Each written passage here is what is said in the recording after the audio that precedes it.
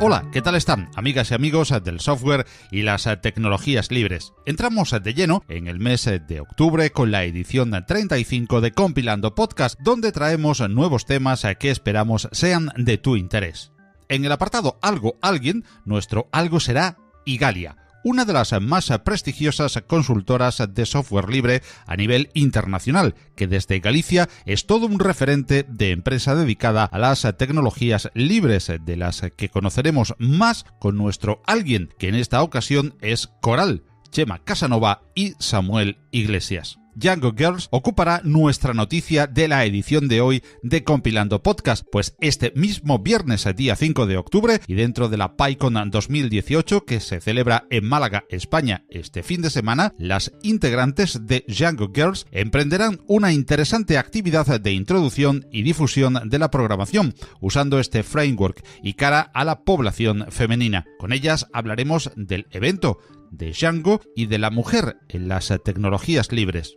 Y para finalizar, ya sabes que queremos hacer juntos y juntas Compilando Podcast. Por ello te pedimos que nos envíes un audio de unos 3 minutos de duración recomendándonos una pieza de hardware, una aplicación, una herramienta, una web, una suite o cualquier cosa que desees sobre las tecnologías libres. Remítenos tus audios a redacción@compilando.audio. En la edición 35ª del podcast se nos une Emilio Rubio, que desde Mallorca nos recomienda Simple Mobile Tools. Y con este código ya escrito pasamos a compilar una nueva edición de Compilando Podcast.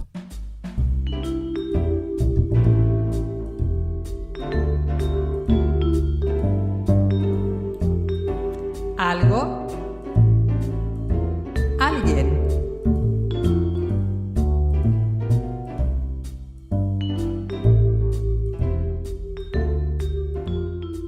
Igalia es una de las empresas referentes en el mundo del software libre desde hace ya años, desarrollando algunas de las tecnologías que más han prestigiado a este tipo de software en el ámbito profesional. Desde Galicia y desde hace ya más de 15 años, esta consultora ha abierto nuevos horizontes en las tecnologías libres, no solo por sus productos, entre los que destacan WebKit y Chromium, o los drivers de mesa para Intel, por ejemplo, sino también por su forma de gestión como empresa en el mundo del software libre, siendo pionera en la incorporación del tejido empresarial al código abierto y cofundando asociaciones empresariales como Agasol. Con Chema Casanova, uno de los socios fundadores, y con Samuel Iglesias, que ya nos ha visitado en ediciones anteriores del podcast, tenemos el placer y el honor de hablar de Igalia en Compilando Podcast. Ambos comparten equipo dentro de la consultora en el desarrollo de mesa y con ambos queremos compartir hoy la experiencia de este referente en el software libre hecho en Galicia y para todo el mundo. Igalia.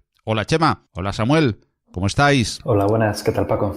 Hola, buenas, Paco. ¿Qué tal por ahí? Muchísimas gracias por atender la llamada de Compilando Podcast y por participar con nosotros en esta edición del programa. Y hemos dicho que vamos a hablar de la consultora Igalia, por lo tanto, la primera pregunta es obligada. ¿Qué es una consultora y qué es Igalia? Pues una consultora, tal y como lo entendimos nosotros en Igalia, pues al final es un grupo de personas, ¿no?, que realizan proyectos que solucionan problemas que tiene pues una empresa, una institución pública o un cliente en el fondo, que se solucionan con informática. En nuestro caso, pues lo que estamos especializados es solucionarlo con software libre, ¿no? Así pues nacimos un poco en el año 2002 cuando empezó la empresa y hoy en día pues ya han pasado, 16 años ha pasado, ¿no? Estamos en 2018. Desde que estamos pues trabajando en este ámbito, con mucha gente trabajando y bueno, ya ves, trabajando en proyectos internacionales como el ámbito del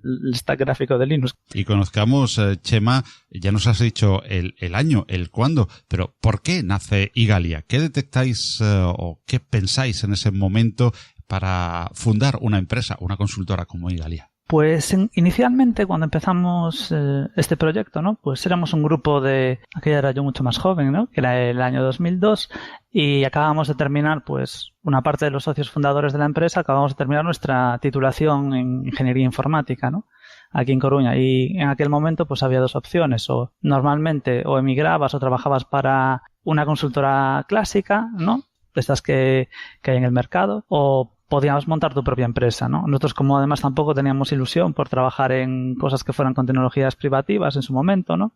Pues decidimos que uno de los principios fundacionales de Igalia fuera que trabajábamos con software libre, ¿no?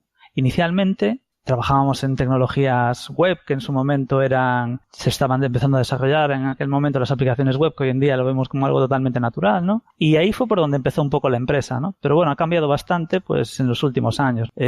Anteriormente pues hacíamos trabajos pues para clientes pues normalmente aquí de Galicia, luego fuimos expandiendo un poco el negocio y finalmente pues nos internacionalizamos. Pero eso fue todo muy ligado a un trabajo de especialización en tecnologías de software libre, que es la ventaja que tienes en este ámbito, porque tú controlas la tecnología y gracias a eso pues tenemos gente que ahora mismo estamos súper especializados en tema de navegadores web, ¿no? Que es la principal experiencia de la empresa, ¿no? Desarrollando pues tanto los ámbitos del proyecto WebKit, Chromium o por ejemplo la parte que hacemos en que trabajamos Samuel y yo del stack gráfico de Linux. Y es un poco así, un resumen así muy rápido, ¿no? Luego te puedo contar más cosas de proyectos en particular. Sí, bueno. Efectivamente, eso es lo que te quería decir, Chema. Más o menos has venido a responder la pregunta que viene como lógica prácticamente a continuación, y es que son muchos los proyectos en los que participa Igalia, pero ¿hay algunos proyectos especialmente significativos que puedan ilustrarnos sobre el trabajo de Igalia? Sí, por ejemplo, a ver, yo como comentaba para ti y para los oyentes, ¿no? Es un tema para nosotros crucial ahora mismo, es el trabajo en el tema web desde el punto de vista de cliente, ¿no? Ahí actualmente nos consideramos como la consultora que hay a nivel internacional que más persona tiene capacitada para trabajar en desarrollo del navegador web, en parametrización, adaptación para eso, ¿no? Entonces, uno de nuestros proyectos un poco llamémosle estrella sería WP, que es WebKit para embebidos, ¿no? Que es una adaptación del browser, ¿no? Del navegador web para que lo utilicen pues en dispositivos embebidos. Por ejemplo, este proyecto ahora mismo está desplegado en, no sé la cifra, pero son muchos millones de dispositivos que tiene la gente de su televisión por cable y que realmente lo que tiene es un navegador web embebido y lo utilizan pues los grandes clientes en Estados Unidos, por ejemplo. Ahí las operadoras de cable. Y luego trabajamos mucho en tema dentro del ámbito de navegación web, implementación de nuevos estándares. Por ejemplo, CSS Grid, que es una de las tecnologías que es muy importante para los desarrolladores web, para solucionar problemas en la maquetación. De este problema que empezábamos la gente trabajando antes con las tablas, luego pasamos a los div y ahora pues a través de CSS pueden desarrollar eso, ¿no? Ese proyecto, por ejemplo, en colaboración con Bloomberg, hemos implementado tanto en Chrome como en Chromium como en WebKit el soporte de este nuevo estándar. Y así, pues bueno, luego tenemos el proyecto trabajamos en el desarrollo del stack gráfico de mesa. Ahí tenemos un equipo muy fuerte trabajando para el driver de Intel, ¿no? Que es el equipo que estamos trabajando Samuel y yo actualmente. Y bueno, luego tenemos un equipo que está trabajando en redes de altas prestaciones, ¿no? Para estos suites del Internet del futuro, IPv6 y todas esas cosas para algunas empresas de telecomunicaciones, ¿no? Que necesitan temas específicos. Y bueno, hay un grupo muy interesante que trabaja en tema de compiladores que trabaja para hacer este tipo de switch y adaptación a IPv6. No sé si he sido ya demasiado largo explicando. Ha sido perfecto, porque así tenemos una visión general de proyectos concretos e interesantes en los que trabaja Igalia desde España, desde Galicia y para el mundo. Y en Compilando Podcast nos gusta hablar de la Escuela Gallega del Software Libre, por la especial influencia de diferentes proyectos que llegan de aquellas tierras. ¿Por qué pensáis que Galicia se ha convertido en uno de los grandes focos del software libre en la comunidad hispana y latinoamericana? Es una pregunta muy interesante, Paco. Ahí yo que he seguido un poco el movimiento del software libre, participando en los inicios allá desde...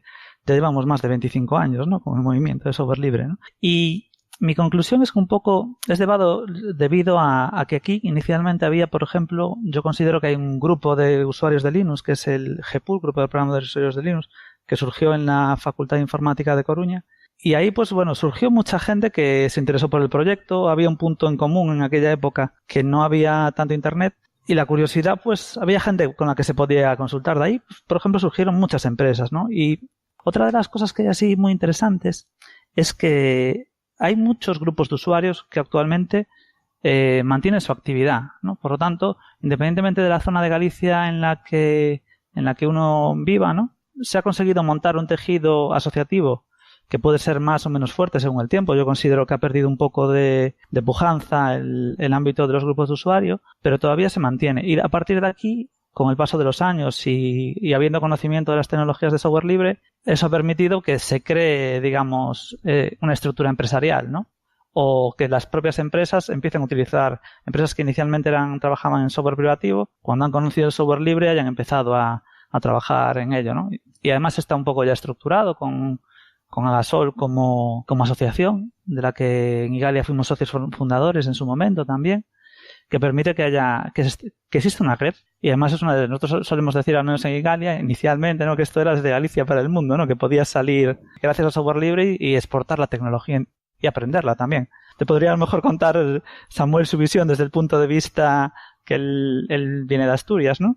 Exacto, es lo que iba a comentarte, ¿no? Que, claro, yo soy de una región prima hermana, ¿no? De Galicia, que es Asturias, y en los comienzos fueron muy similares, software libre, hubo ahí un movimiento principalmente, eso, de facultades de informática, gente autodidacta, ¿no? Gente que quiere trastear con el ordenador y aprender cosas nuevas, quitarse, por ejemplo, del yugo, ¿no? de otros sistemas operativos. Y más o menos los comienzos yo creo que fueron muy similares a los gallegos.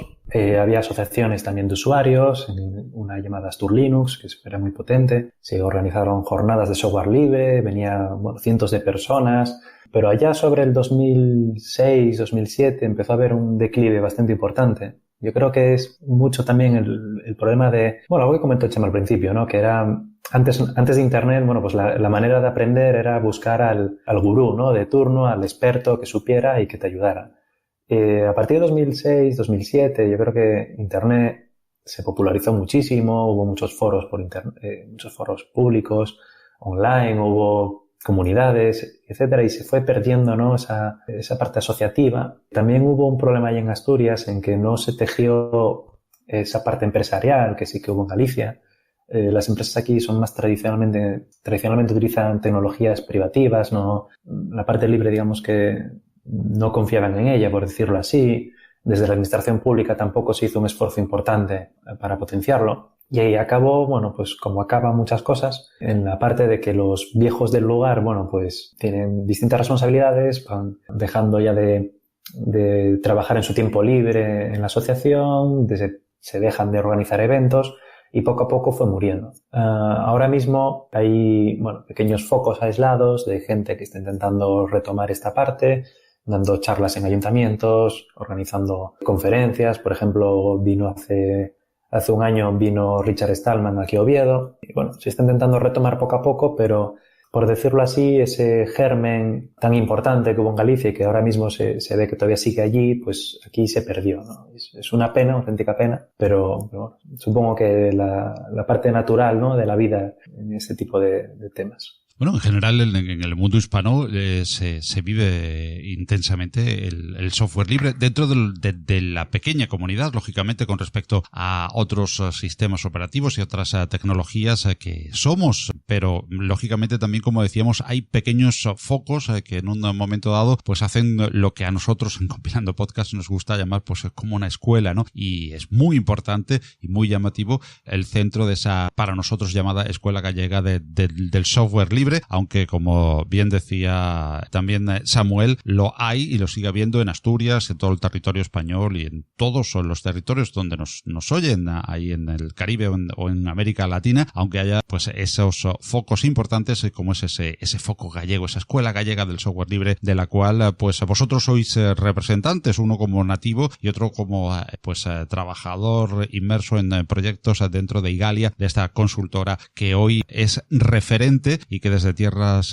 gallegas estamos conociendo aquí un poquito más en Algo Alguien y en Compilando Podcast. Y os quería preguntar, el FLOSS, el software y las tecnologías libres se han consolidado en servidores, en el Internet of Things, en el Machine, en el Deep Learning, en el Big Data y todas las tecnologías de la computación que están más en vanguardia. Sin embargo, parece un poquito estancado siempre en el escritorio. ¿Llegará, si es que hace falta, ese año de Linux en el escritorio? La verdad es que es muy buena, es la típica broma, ¿no? Este es el año del escritorio de Linux. Y la verdad es que, en cierta manera, ese año ya pasó. Me explico. Realmente lo que está utilizando en el día a día muchísima gente de manera, o sea, como consumidor normal y corriente es un sistema operativo llamado Android, que al fin y al cabo es el que nos lleva los ojos la mayor parte del tiempo, ¿no? Estamos ahí mirando el móvil, mirando mensajes, aplicaciones, etcétera, ¿no? Y eso corre, al fin y al cabo, un kernel de Linux y un stack gráfico y un stack no solamente gráfico, sino también de otros temas, totalmente libre, ¿no? Y por eso considero que, bueno, podríamos ahí justificarlo un poco, que sería el escritorio. El escritorio tradicional, yo creo que básicamente no creo que es una batalla perdida, no solamente porque los usuarios estén más centrados en otros sistemas operativos privativos,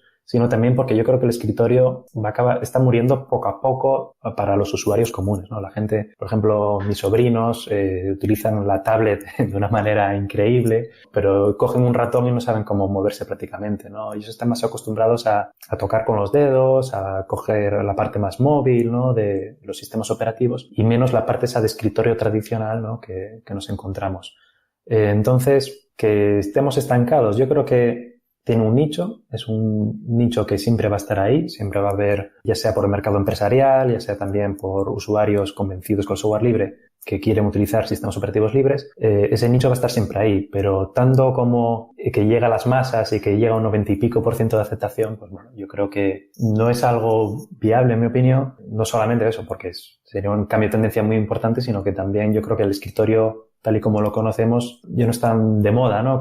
Ya no está tan de moda como estaba hace años. Bueno, yo aquí quería disentir un poco con Samuel, ¿no? A ver, el tema de Linux en el escritorio, como Linux, como kernel, ¿no? Yo creo que ahora mismo sí que está subiendo en la batalla y, por ejemplo, temas como los Chromebooks lo están, digamos, subiendo el ratio del número de ordenadores que corren Linux y que tienen un escritorio que al final es un navegador, que una parte importante de él es libre, ¿no?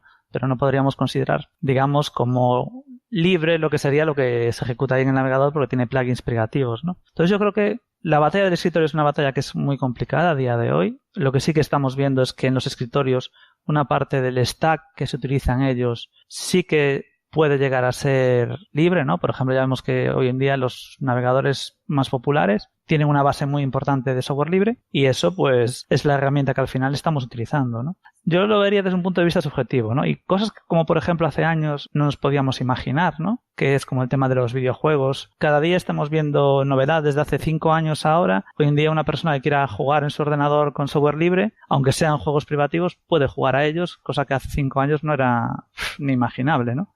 Y juegos de primer nivel están ahora mismo disponibles en estas plataformas, ¿no? Entonces, bueno, yo creo que poco a poco los usuarios, yo conozco mucha gente que decía, no, yo utilizo mi ordenador, pero para jugar tengo que ir a Windows. Eso ya va a dejar de ser una excusa para alguna gente, ¿no? Lo que sí es cierto es que el perfil de usuario de escritorio Linux últimamente está bastante enfocado en perfiles desarrolladores, ¿no? Y luego usuarios que tienen curiosidad.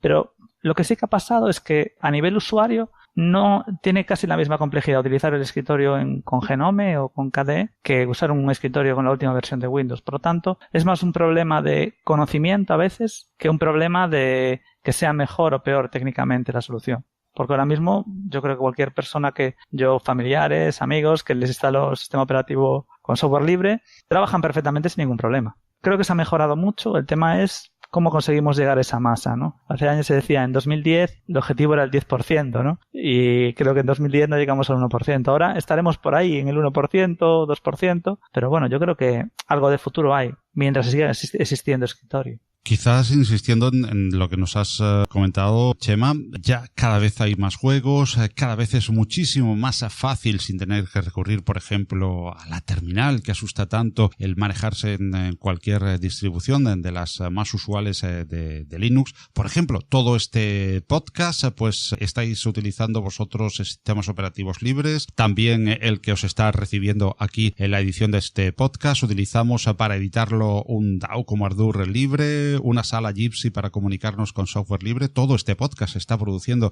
con software libre por nuestra parte, hasta con LibreOffice. Escribimos guiones y cuestionarios de pregunta. En fin, que en términos que antes, pues en sonido decíamos que había poco en software libre, cada día hay más y tal. Cada día hay más posibilidades de jugar, mejores herramientas, y sin embargo es muy, muy poco el avance que se hace en el escritorio. Podría ser, pregunto, un tema también de comunicación. Nos hemos acostumbrado a tener unos grandes canales de comunicación, intramuros, grandes encuentros, foros, en definitiva, muchas herramientas de comunicación, y extramuros comunicamos mal o casi nada a veces. Yo creo que, por ejemplo, la labor que haces con Compilando Podcast es, digamos, muy importante para la difusión del uso del software libre, porque yo creo que una parte más importante es la comunicación, porque si tú le presentas a la gente los argumentos que hay detrás de software libre, lo prueba, lo utiliza, hoy en día las soluciones son técnicamente buenas. Es más, la suite ofimática, yo nunca me he encontrado un problema en los últimos años, por ejemplo, que era, antes decías, es que la gente solo sabe manejar uno. Tiene el Microsoft Office, ¿no? Por inventarlo. Pero hoy en día, por ejemplo, el LibreOffice es súper potente. Claro, no es la misma situación que tenemos hace muchos años. Un tema,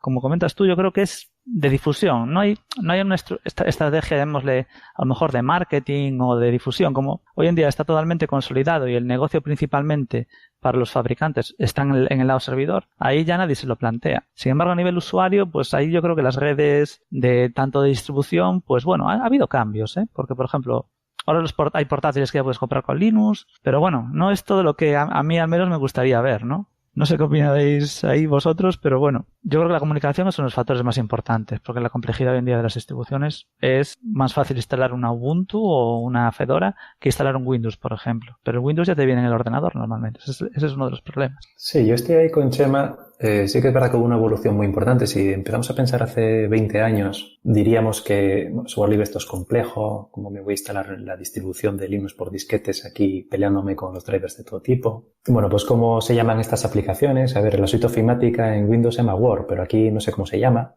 Todo eso, bueno, se fue subsanando poco a poco. Por ejemplo, en el caso de las aplicaciones tipo LibreOffice y anteriormente OpenOffice, bueno, pues se hizo un bastante esfuerzo para que corriera en Windows, que hubiera, por ejemplo, migraciones por parte de administraciones públicas para que lo fueran utilizando. Bueno, se hizo un esfuerzo de equiparar en características también a lo largo de todos estos años. Y ahora, bueno, pues nos llegamos a un punto de madurez tal que yo creo que no tenemos que sentirnos acomplejados de ninguna manera. Tenemos las mismas o incluso más funcionalidades que muchos de los softwares propietarios, pero sí que es verdad de que nos falta ahí, bueno, una parte de publicidad, de comunicación, ¿no? Bastante importante, ¿no? Por ejemplo, tú miras el músculo económico que tienen empresas ya sentadas con aplicaciones propietarias y el gasto que utilizan en publicidad, en pagar, por ejemplo, anuncios en revistas especializadas o por ejemplo, publicidad que puedes ver en la televisión o otro tipo de comunicaciones. Y ahí la parte software libre, pues al ser empezando por comunidad y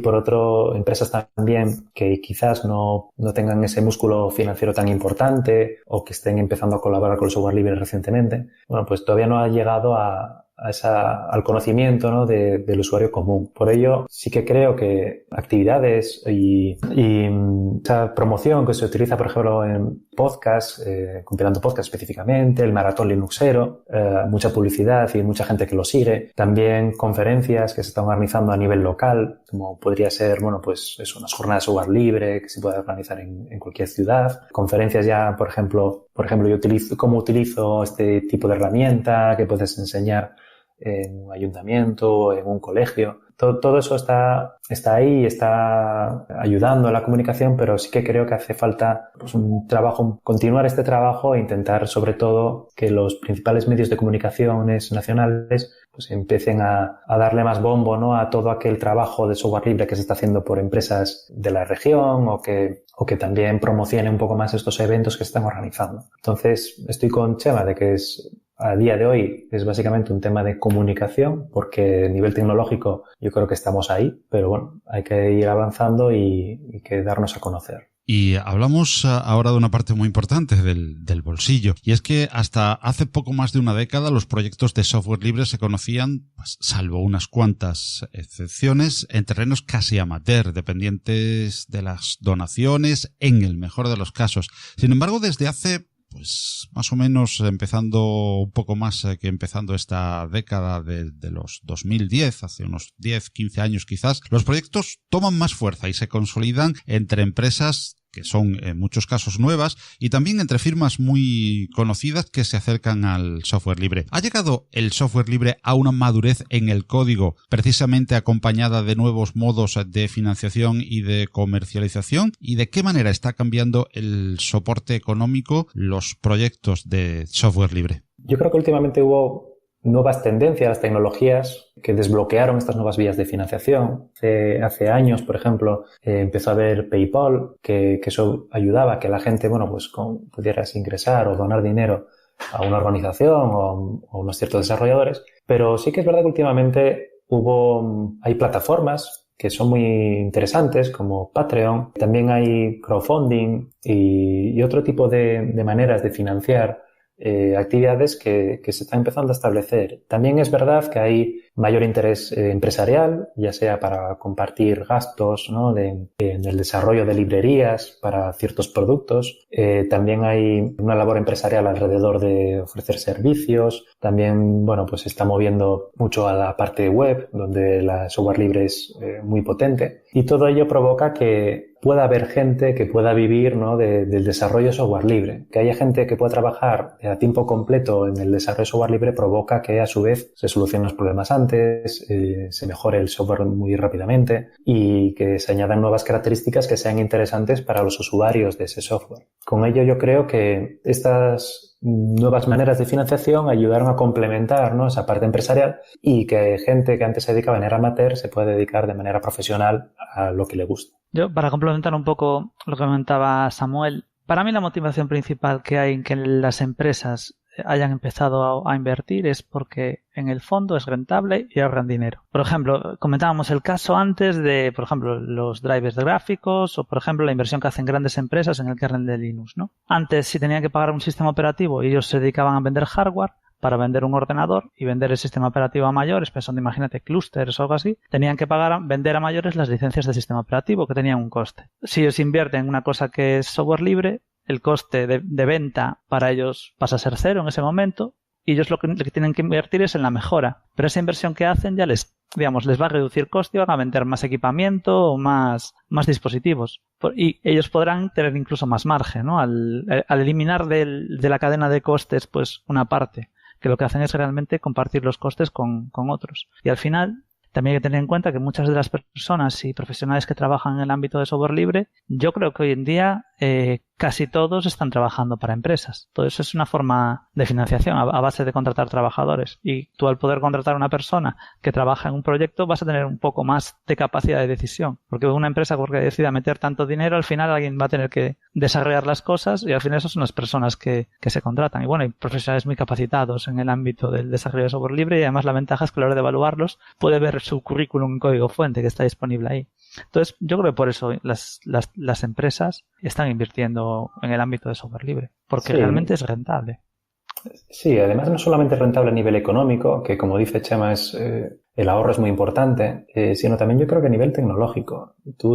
Por ejemplo, lo que comentaba Chema perfectamente, de que hace años si alguien quería utilizar un sistema operativo para un producto, pues tenía que pagar la licencia, ¿no? Y ahí tienes el problema de vale, el sistema operativo está muy bien, pero yo quiero añadirle estas características. Y tu proveedor podría decir, mira, no me interesa, porque por las razones que sean, implementar esas características. Y pues ahí te quedabas, ¿no?, a dos velas, por decirlo así. En cambio, en el software libre, pues contratando a los desarrolladores de la comunidad, o bien pues ayudando técnicamente, diciendo, pues yo me encargo de esta tarea del desarrollo del software, pues pueden influenciar en la comunidad, pueden añadir sus cambios, y al final se dan cuenta de que ellos pueden influenciar el software que ellos utilizan y pueden dirigirlo, ¿no?, o que se tengan en cuenta aquellas necesidades que ellos tienen. ¿Cómo se ve desde una consultora tan arraigada en los valores del software libre como es Igalia el acercamiento en los últimos años, que es de progresión geométrica del antes gran enemigo, sobre todo porque ellos lo decían,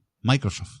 Yo creo que es positivo, simplemente, y es bueno que se hayan dado cuenta de cambiar la licencia de sus productos por una que dé más libertad a los usuarios. Es bueno para ellos y para sus usuarios. porque van a poder contribuir para que más gente contribuya a sus productos, que yo creo que es un poco la estrategia que tiene Microsoft. Les va a beneficiar desde el punto de vista de que más gente querrá utilizar sus tecnologías, porque a lo mejor la única reticencia que tenía era por el modelo de licencia, y como decisión es una decisión a priori inteligente. ¿Qué pasa? Que bueno, siempre hemos tenido esa pequeña desconfianza de, bueno, es Microsoft, son muchos años inicialmente luchando contra ellos y parece que se están queriendo cambiar de lugar, aunque bueno, yo creo que bueno, es positivo por resumirlo así.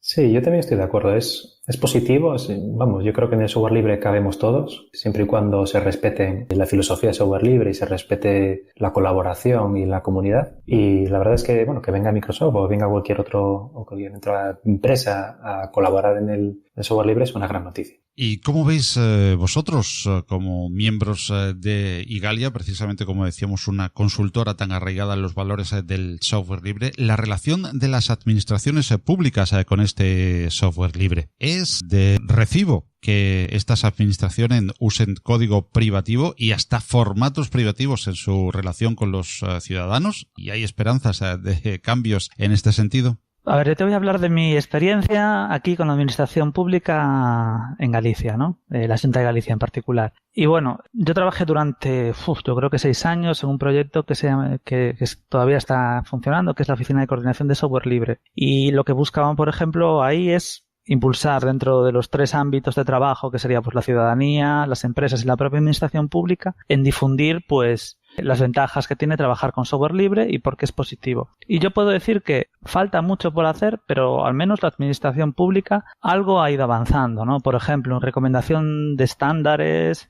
a priori, por ejemplo, aquí a la hora de distribuir los documentos deberían utilizar de formato, pues el formato de LibreOffice para documentos editables y el PDF a nivel de documentos no editables, ¿no? Y vas viendo que se está teniendo poco a poco más conciencia de que, oye, si desarrollas una aplicación web que sea interoperable y que funcione en todos los navegadores independiente, ¿no? Yo siempre hacía un poco más. Me preocupa más que la administración pública trabaje con estándares abiertos para que cualquiera pueda trabajar con ellos y luego que eviten gastar el dinero, por ejemplo, el caso que tenemos aquí en España con 17 comunidades autónomas y 2 ciudades autónomas también, ¿no? Que tienen que desarrollar un software para sus competencias y que muchas veces están pagando 17 veces ese software, ¿no? Esas labores, gracias al software libre, en algunos ámbitos ya se está reutilizando ese software. ¿Qué pasa? A veces los responsables técnicos no tienen en cuenta esas decisiones de, oye, hay un producto en Andalucía que está funcionando bien y pues lo pueden implantar en Galicia porque lo único que tendrán que hacer es localizarlo en idioma en galego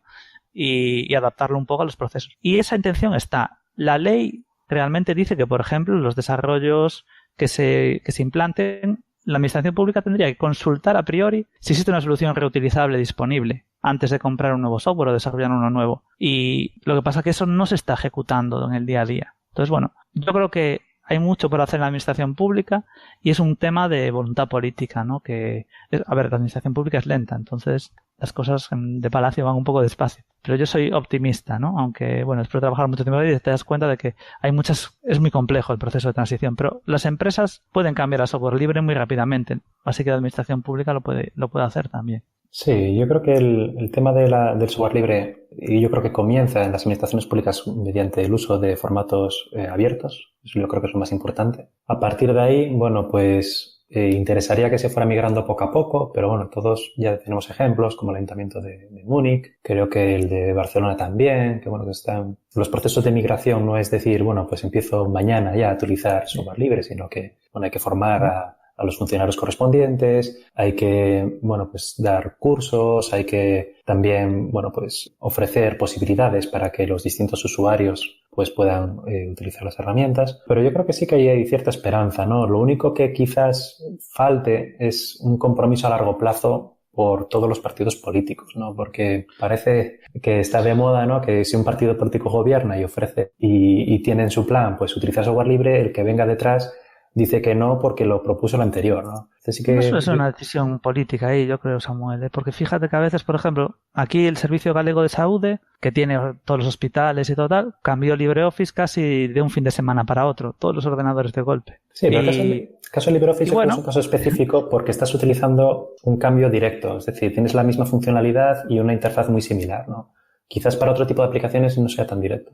Sí, pero bueno, se empieza cambiando la suite ofimática, se empieza cambiando luego los clientes de correo y al final la administración pública y el resto de las aplicaciones son aplicaciones web. Casi hoy en día hay poco en el escritorio. Coincidimos entonces en que como mínimo sería imprescindible por parte de las administraciones públicas que exigiésemos como usuarios los formatos abiertos. Sí, además tenemos ese derecho por ley a día de hoy. Según el Esquema Nacional de la Interoperabilidad, dice que en principio al usuario final, ¿no? Deberíamos tener acceso a toda la información en un formato abierto. Y en su caso, digamos, en los formatos normalmente utilizados. ¿Qué pasa? Que el de los formatos abiertos es obligatorio por ley, sin embargo el de otros formatos, véase formatos soportados por la suite ofimática más popular en el ámbito Windows, ¿no? Pues también lo pueden dar ese soporte a mayores, pero sí que debemos exigirlo porque, digamos, es nuestro derecho y yo siempre hago el razonamiento,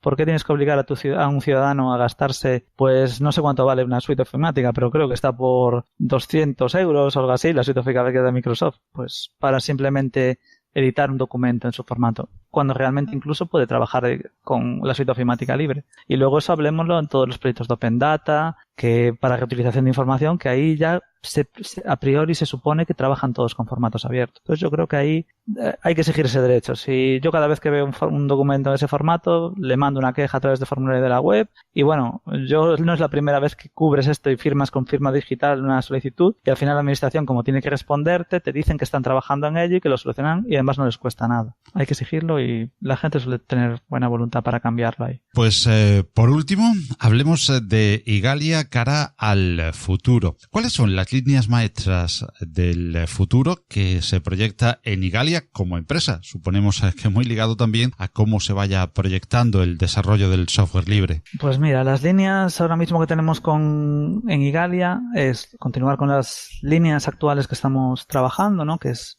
apostar por que el futuro de las aplicaciones es la web, ¿no? Y contribuir a mejorar la plataforma a través del desarrollo de los navegadores. Y luego, como este es un ámbito que es totalmente abierto y podemos trabajar en el ámbito de software libre casi en cualquier tecnología, pues continuar descubriendo nuevas líneas. Por ejemplo, yo te digo, nosotros estamos actualmente trabajando en temas de soporte de red a bajo nivel, ¿no? Nos gusta mucho, digamos, pelearnos ahí un poco ya a nivel casi entre el ámbito del hardware, ya ves, trabajamos en temas de los drivers gráficos, temas de sistemas de red, y yo creo que va un poco esa especialización en temas que poca gente trabaja actualmente y que están muy, muy especializados. Al menos es lo que, al menos la mayor parte de la gente de Igalia, como funcionamos un poco como una cooperativa, ¿no? Son las líneas por las que les gusta que invirtamos. Y bueno, temas de soporte multimedia, tenemos hasta gente investigando en temas de realidad virtual, cómo va a ser el futuro de la realidad virtual en la web, y ahí hay líneas de trabajo que, bueno, no están consolidadas, pero sí que vemos que hay inversión y que el futuro va a tirar por caminos de avanzar esas tecnologías para que los desarrolladores las puedan poner en las manos luego de los usuarios finales, que es un poco lo que estamos trabajando nosotros, para que la gente que desarrolla pueda desarrollar cosas mejores en el futuro. No sé si quieres matizar algo tú, Samuel. No, la verdad es que creo que lo has definido muy bien.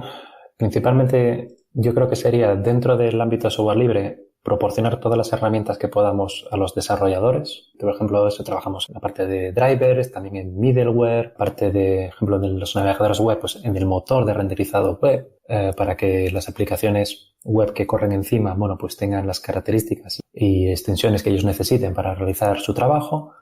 También mejorar el rendimiento todo lo posible para que no haya nunca esa queja de, pues a mí en este sistema operativo mi aplicación corre un 20% mejor, ¿no? Pues al revés, ¿no? Quitar todo ese tipo de problemas y ofrecer la mejor experiencia al usuario para que pueda utilizar los productos utilizando software libre únicamente, ¿no? Una de las filosofías de Igalia precisamente es la promoción y la mejora de software libre en todo lo que podamos. Y creo que eso es una de las líneas maestras que vamos a continuar en el futuro dentro de las áreas que estamos abarcando. Y además es un tema muy ecológico, porque todo lo que mejore ese rendimiento puedes hacer que tu hardware siga viviendo durante mucho más tiempo, ¿no? Y yo, es una cosa que veo que, por ejemplo, mejoras que haces en software libre para que en aparatos o dispositivos que llevan muchos años en el mercado y le puedas estirar la vida, ¿no? Pues igual que en el ámbito de los drivers gráficos. Si tú un ordenador hace 5 años sigue funcionando bien y cada vez tiene mejoras, pues no vas a tener que andar destrozando el planeta y tirando hardware para las mismas funcionalidades que estabas haciendo, porque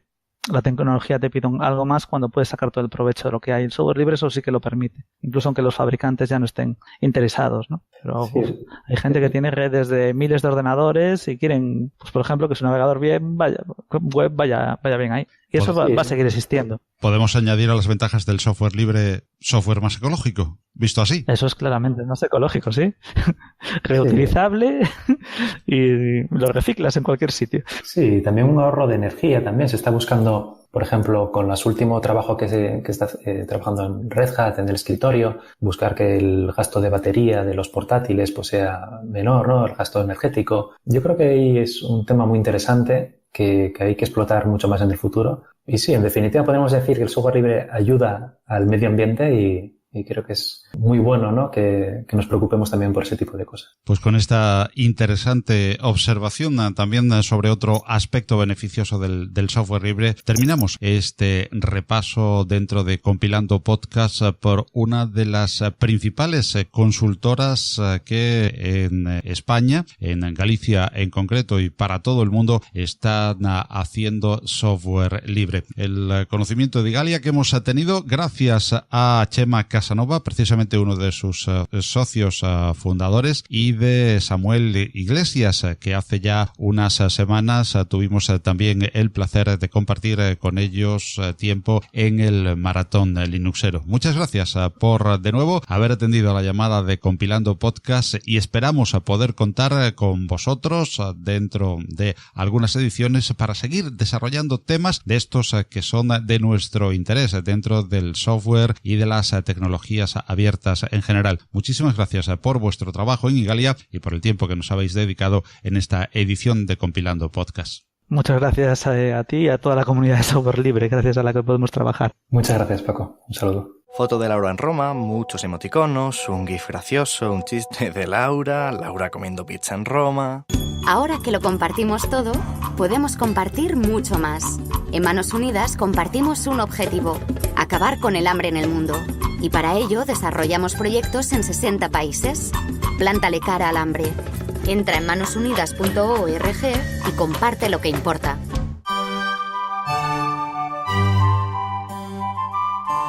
La noticia.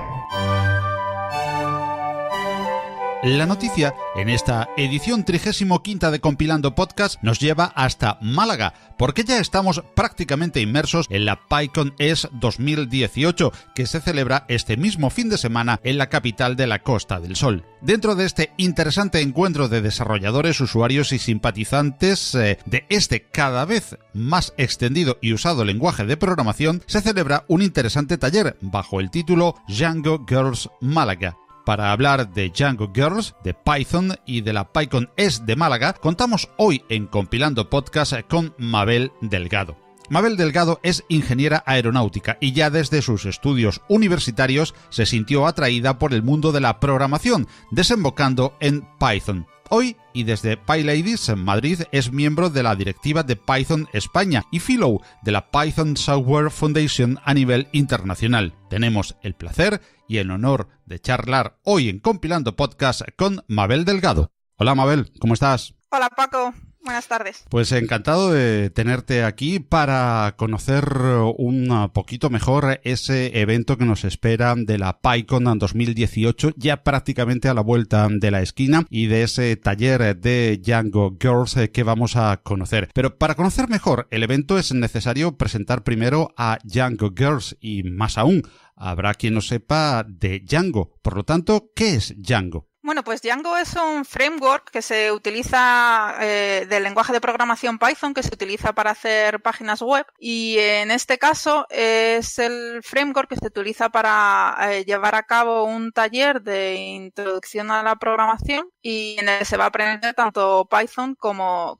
Django, con la excusa de crear una página web. ¿Y qué es Django Girls? ¿Quiénes la forman y qué objetivos tienen? Pues Django Girls es una organización sin ánimo de lucro que intenta empoderar y ayudar a más mujeres a aprender programación y a organizar este tipo de eventos de un día de duración en el que estudiantes sin ningún conocimiento de programación ni prácticamente, por ejemplo, que no han abierto una terminal en su vida, puedan durante todo ese día contar con la ayuda de mentores y mentoras que les van a ayudar desde aprender a manejarse con una consola, a aprender conceptos básicos de programación con Python y luego llegar a utilizar Django y crear e irse a casa con un blog en el que pueden seguir creando sus distintos artículos y digamos eso, para que aprendan qué es la programación y si les gusta puedan seguir creciendo con ella. Y Django Girls es una asociación. ¿Qué tendría que hacer quien quiera participar de Django Girls y qué requisitos previos serían necesarios? Pues para participar en Django Girls simplemente hay que ponerse en contacto con la organización en su página web, djangogirls.org. Directamente se puede contactar, el email es muy sencillo, es hello@djangogirls.org y ahí se puede desde participar o decir, por ejemplo, si es una empresa que quiere contribuir a la causa de los talleres de Django Girls o si es un particular, si se quiere organizar un evento, cualquier persona o grupo de personas que quieran montar un evento Django Girls pueden ponerse en contacto con la organización a través de la web en la parte de organizar y en cuanto a requerimientos, pues lo que se busca es que todo sea por la comunidad, que se haga sin ánimo de lucro, que haya un equipo, digamos, o bueno, una persona también podría organizarlo, pero es bastante trabajo para una única persona. Y luego nada, rellenar un formulario diciendo quién eres, en qué ciudad quieres organizarlo, si tienes algún tipo de idea de en qué lugar dentro de esa ciudad, si cuentas ya con algún tipo de patrocinio. Y luego esa solicitud llega a Django Girls y te la aprueban, normalmente sin ningún problema. Y ya te facilitan ellos las herramientas necesarias para tener la web de tu evento, para gestionar estudiantes y mentores y para, digamos, una dirección de email con la que hablar con sponsors y en general con toda la parte de organización que necesites. Y ahora sí, Mabel, vamos a desmenuzar un poquito más cómo es el evento que nos propone Django Girls para la próxima PyCon de Málaga. Pues este evento vamos a contar con unos 20 mentores y mentoras que van a venir de distintas partes del mundo y también, bueno, y de distintas partes de España, por supuesto. Al final es un evento que se engloba dentro de la PyConES, que es el Congreso Nacional de Python. Y bueno, vamos a empezar a las 8:30 de la mañana, terminaremos sobre las 6:30, un día muy intenso en el que en grupos reducidos pues arrancaremos de forma súper informal, en un ambiente relajado, distendido, a programar y aprender Python y Django. Los costos de lo que es el taller es totalmente gratuito para todos los estudiantes y incluye pues desde café, comida, café por la tarde, regalos e incluso también se facilita una entrada para la PyConES para que conozcan la comunidad Python en España y si quieren seguir programando o entrar en contacto con sus comunidades locales puedan hacerlo. Y precisamente como miembro de la Junta Directiva de Python España y como fellow de la Python Software Foundation, Mabel tendrá trabajo extra no solo en este taller, sino en toda la PyConES 2018 que se celebra este mismo fin de semana en Málaga. ¿Qué nos puedes contar, resumiendo para los oyentes de Compilando Podcast, del programa y en general de los actos de esta PyConES 2018 de Málaga? Pues en primer lugar que si están interesadas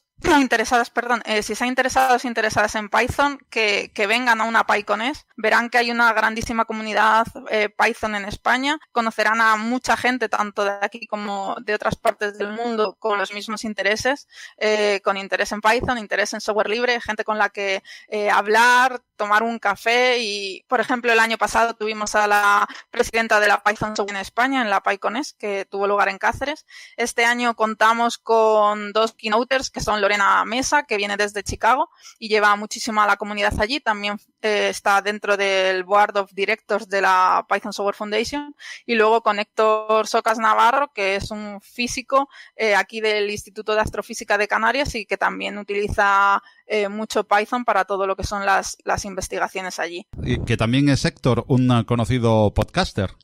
Eso no lo sabía, pero bueno, sí, ya le preguntaré entonces durante el evento. Con su podcast Coffee Break sobre divulgación científica, astrofísica en particular, pero divulgación científica en general, muy conocido en el mundo de la divulgación científica, Héctor. Desde el Instituto de Astrofísica de Canarias tienen ese Coffee Break, que es fabuloso. Sí, adelante, sigue, Mabel, después del inciso.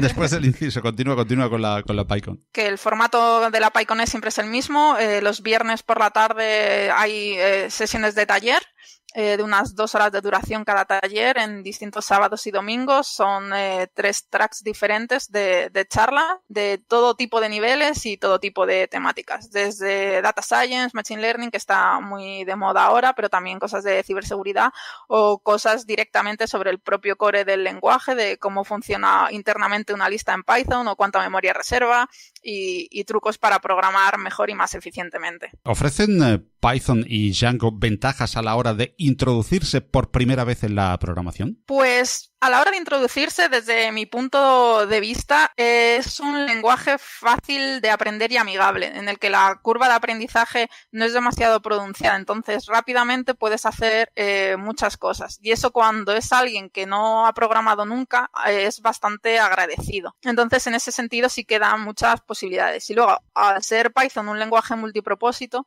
pues puedes hacer todo tipo de cosas, excepto aplicaciones para móvil, pero todo lo demás, desde ciencia, machine learning, trabajar con servidores, script de todo tipo, pues Python te va a proveer de distintos paquetes que van a estar disponibles para hacer aquello que se necesite. Y Mabel, que como mujer dentro del mundo de la tecnología y lógicamente dentro de Django Girls, ¿cuáles crees que son las causas de la brecha de la inclusión de la mujer en las tecnologías y aún más en el software libre? Bueno, pues sobre esto sí es cierto y siempre se comenta que en los inicios de la informática y de la programación eran las mujeres las que programaban y eran muy relevantes programando, y luego normalmente eran los hombres los que ocupaban más puestos en la parte de desarrollo de hardware. Luego se ha ido evolucionando y se ha visto pues eso, que hay hay pocas mujeres que hagan carreras de ciencias en general, carreras STEM. Las causas, siempre se dice y se está trabajando mucho en ello, que vienen desde que los niños y niñas son pequeños, que en algún punto de ese proceso hay más niñas que pierden el interés por lo que es la ciencia o la programación. Pero bueno, se está trabajando mucho en eso, y luego de cara ya desde el punto de vista profesional, yo sí creo que hay bastantes mujeres programadoras.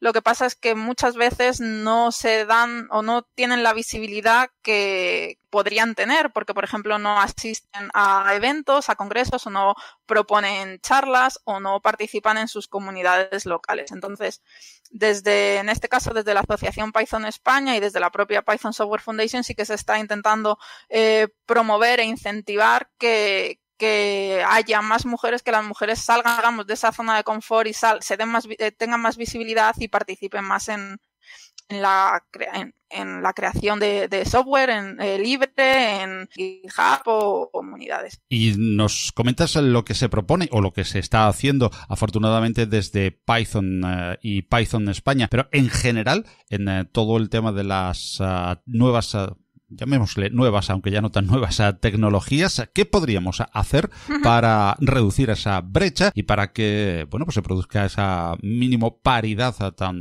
buscada en otros sectores? Pues, y esto ya como opinión personal, creo que muchas veces cuesta ir sola a un evento cuando no conoces a alguien, y una de las cosas que creo que sí que se podría hacer es poner en contacto a más mujeres y decir, venga, vamos a ir a este evento, o vamos a participar en esta librería, o vamos a organizar un taller para niñas y niños y que la persona que lo dé sea una mujer, que vean modelos, y porque cuando eres pequeño o pequeña y ves un modelo de alguien que te gusta, al final te motiva para en un futuro intentar hacer una carrera o tener un trabajo parecido. Por último, una pregunta más de tipo personal a Mabel Delgado. Como usuaria de software libre, en un podcast de software libre, no nos resistimos nunca a hacer. ¿Qué distribución usas y en qué entorno de escritorio? Pues ahora mismo estoy con Ubuntu y Genome, pero tengo como proyecto personal de aquí a un año instalar Arch Linux, porque me han dicho que es una forma estupenda para aprender y lo tengo ahí, lo tengo como algo pendiente. Muy bien, y como tarea pendiente tenemos nosotros el hablar en otra ocasión con Mabel y con diferentes personas de Django Girls, diferentes mujeres que nos pueden seguir introduciendo en este interesante mundo de Python o Python. ¿Cómo deberíamos de decirle? Pues eso, al final, gusto personal. Es cierto que cuando empiezas a hablar con gente más de fuera, tendiendo a llamarlo Python, pero Python, la gente, mientras se ponga bien la H, yo creo que el resto, decirle una forma u otra en castellano, no hay problema. Así como algo un poco gracioso, hace tiempo se creó un bot en Twitter que cuando alguien ponía un mensaje de Python o nombraba Python poniendo la H antes de la T, contestaba diciendo no se escribe Python, se escribe Python, y tuvieron que bloquear el bot porque contestaba demasiada gente y ahí se quedó, pero bueno. De ambas formas está bien entonces en castellano, bueno, entre castellano hablantes. Sí, yo creo que en castellano podremos decirlo de las dos formas.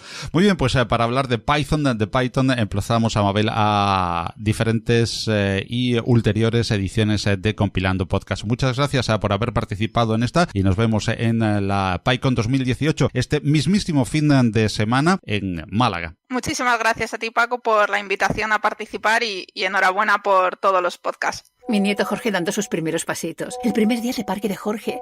Jorge tomando su papilla. El segundo día de parque de Jorge. Ahora que lo compartimos todo, podemos compartir mucho más. En Manos Unidas compartimos un objetivo: acabar con el hambre en el mundo. Y para ello desarrollamos proyectos en 60 países. Con tu apoyo podemos lograrlo. Llama al 900-811-888 y comparte lo que importa.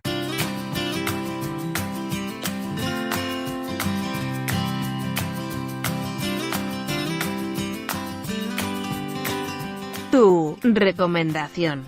Tu forma de hacer juntos, Compilando Podcast. Los audios de nuestros oyentes para que hagamos juntos, Compilando Podcast. Y ya sabes qué queremos hacer junto a ti, Compilando Podcast. Para ello te pedimos que nos envíes un audio de unos 3 minutos a redacción@compilando.audio, donde nos recomiendes un programa, una web, un elemento de hardware o lo que tú estimes en relación a las tecnologías libres. En esta edición número 35 de nuestro programa recibimos el excelente aporte de Emilio Rubio desde Palma de Mallorca en las Islas Baleares. Este administrador de sistemas y amigo del podcast nos trae su interesante recomendación. Agradecemos mucho a Emilio su aportación sobre Simple Mobile Tools. Saludos a todas y a todos los oyentes de Compilando Podcast. Me llamo Emilio Rubio y quería explicaros una manera sencilla de hacer nuestros dispositivos Android un poquito más libres. Vamos a fijarnos en las aplicaciones esenciales que vienen con estos dispositivos, como son el calendario, los contactos, la galería, calculadora y todo este tipo de aplicaciones básicas. Cojamos como ejemplo el calendario.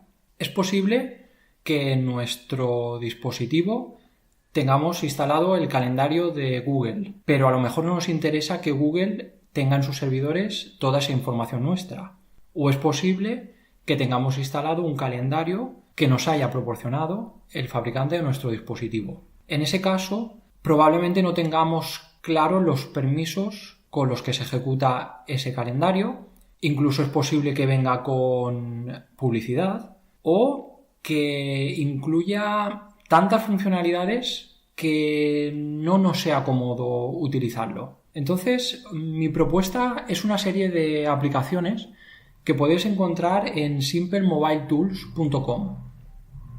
Estas aplicaciones tienen 3 ventajas principales, que se ejecutan con los permisos mínimos imprescindibles para su funcionamiento. La segunda es que no incorporan publicidad. Y por último, están liberadas bajo licencia Apache 2.0. Aquí podéis encontrar hasta 12 aplicaciones para gestionar los contactos, para la cámara del móvil, un administrador de archivos y que podéis descargar tanto desde F-Droid como desde Google Play. En mi caso quería destacar la aplicación de calendario porque además de sencilla me ha resultado realmente práctica y porque además incluye integración con DAVdroid. Y eso es todo. Echarle un ojo a Simple Mobile Tools y nada más. Solamente felicitar a Paco Estrada por este fantástico Compilando Podcast y por darnos la oportunidad a los oyentes de participar en él. Un saludo. Compilando Podcast, GNU Linux y software libre.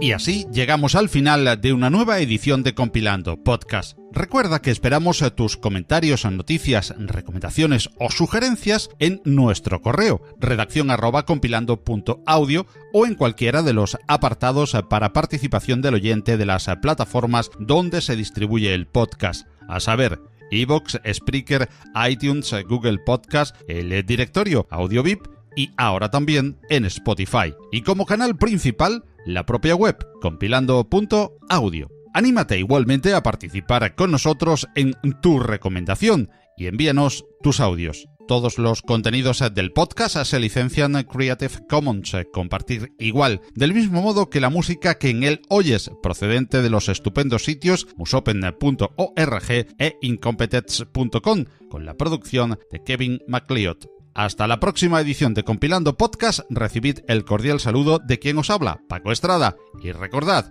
disfrutar siempre de mucho y buen software libre, ¡que lo hay! ¡Hasta luego!